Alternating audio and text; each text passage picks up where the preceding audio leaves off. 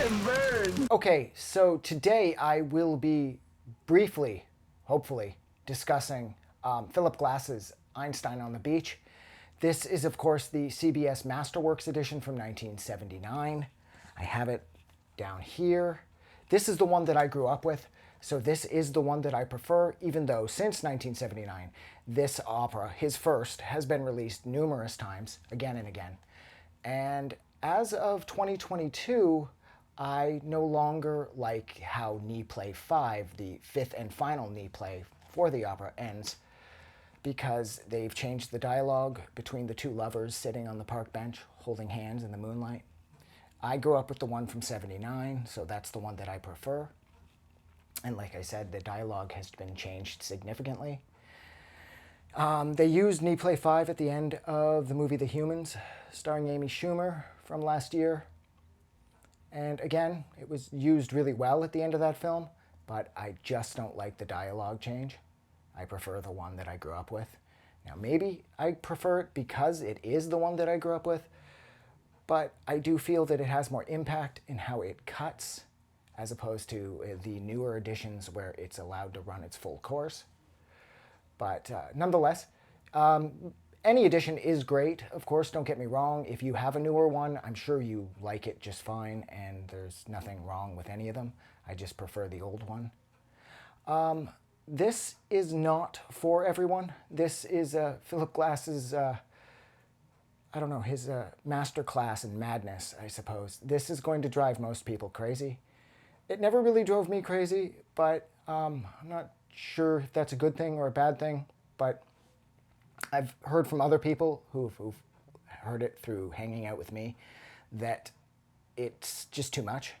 Like with the 1, 2, 3, 1, 2, 3, 2, 3, 1, 2, 3, and then how on tracks such as Spaceship, not just Spaceship, of course, but I love Spaceship, so I'll reference it here, how it is really fast, how the counting is endless and incessant. I've heard people use the word incessant to describe it, which I couldn't disagree with more. I love it. I think it's frenetic and crazy and exciting. And once you're able to wrap your head around it, it's not even that challenging of an opera. It's just, I suppose for most people, it is like being tossed into a blender. And that's a shame if you can't get past that, because this has a lot to offer. And I'm not going to go into that into too much detail here because this has been talked a lot about over the last 40 years or so. But I love it. This opera is the first opera I've ever heard, and as the result of it, I went out and tracked down his next two, which was Satyagraha and Aachen, and I ended up loving both of those, especially Satyagraha. That is perfect. I like it even more than I do Einstein on the Beach, and that's saying something because I've been listening to this for pretty much my whole life, and yeah. So I don't want to keep going on and on because these music reviews on YouTube, they do tend to run a little long, especially when people are discussing classical music, because they tend to get very self-involved and very high on their opinions, and that's not what this is about. I love this album or opera, and I just wanted to express that here in video form because I happen to have a lot of time on my hands and I listen to a lot of music. And again, even though I did pull out the physical copy here, that in no way is trying to imply that people who don't purchase physical copies of music aren't as into music as people who do purchase physical copies of music. That's just not true. You could be just as into music as anybody, and all you do is listen to Spotify full time, and you've never bought a record in your life. It doesn't matter. The only reason I happen to pull out the physical copy is because I have bought tons of CDs and LPs throughout the course of my life, in addition to cassettes, which they're all gone now, but I still have a huge chunk of my CDs left, as well as the LPs.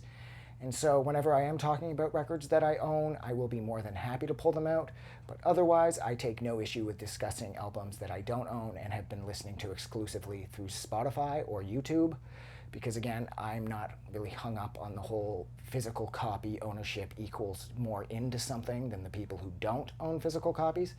That's garbage. If you love music, you love music. And, music, as I understand it, is a universal language that's meant for all people. not just for people who purchase the music. If you never bought a record in your life, you can still be in love with it. So yeah, so that was my brief talk about Philip Glass's 1979 CBS Masterworks release of Einstein on the Beach. I love that album, and yeah, I'm gonna go. Thank you. I just wanted to say thank you for making it through the entire video. I really appreciate it. And I'm going to remind everyone one more time, even though I've probably already done this in the video that you just watched, to please click the like button as well as the subscribe button, because it helps this channel grow. And thank you for hitting like and subscribe, and we will see you guys really soon.